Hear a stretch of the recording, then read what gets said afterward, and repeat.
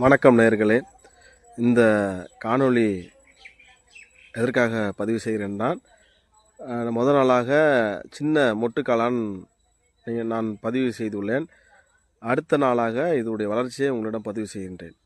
ஏன்னா இதனுடைய வளர்ச்சி பார்த்திங்கன்னா, நான் எதிர்பார்த்த அளவை விட அதிகமாக தான் இருக்குது. ஏன்னா நான் போட்டது இரும்பு ஷெட்டு, கீத்துலாம் எதுவுமே நான் விடலை. ஏன்னா விவசாயிகளுக்கு அதிக செலவினம் பண்ணக்கூடாது. ஏன்னா கூரை ஷெட்டு போட்டால் நீங்கள் மறுபடியும் நீங்கள் மாற்றாமல் இருக்கும். 1 இயரில் நீங்கள் அடுத்த கீத்தை விடணும், அதுக்கு நீங்கள் முதல் போடணும்.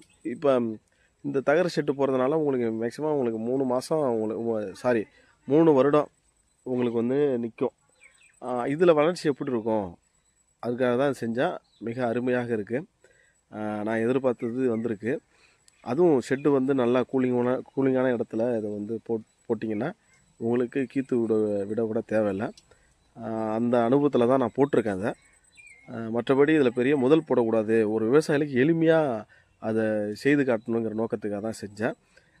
நீங்கள் உங்களுக்கும் இதேமாரி ஷெட்டுலாம் போடணுன்னா சொல்லுங்கள், நான் எங்கள் டீம் இருக்குது, நாங்கள் அந்த ஷெட்டை நான் உங்களுக்கு காளான் வளர்ப்புக்காக போட்டு தரோம். அதேமாதிரி கூலிங் எந்த அளவுக்கு இருக்கணும் போகணும் எல்லாமே அந்த இடத்த வச்சு நாங்கள் உங்களுக்கு செஞ்சு தருவோம். ஏன்னா இப்போ நோக்கம் என்னென்னா, காளான் வளர்ப்பதை விட விற்பனை மிக அவசியம்.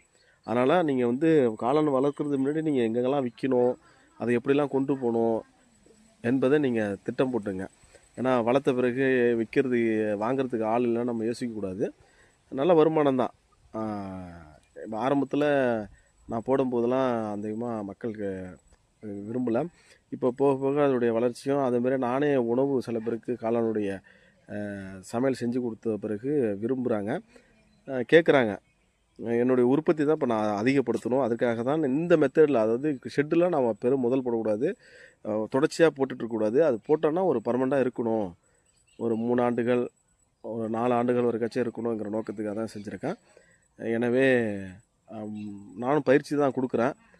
உங்களுக்கு தேவையான பயிற்சி தருகின்றேன். என்னுடைய நம்பரை தொடர்பு எண்ணை நான் பதிவு செய்கின்றேன். ஷெட்டை நீங்கள் பார்க்குறீங்க, இரும்பு தான். என்னுடைய மையத்தின் பேர் களஞ்சியம் காளான் மையம்.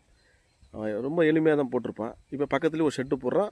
இதோடைய பார்த்திங்கன்னா, இதோடைய பெட் அறுவடை பண்ண பிறகு அந்த பெட்டை மண்புழு உரமாக பயன்படுத்துகிறேன். அதையும் நான் பதிவிடுகிறேன்.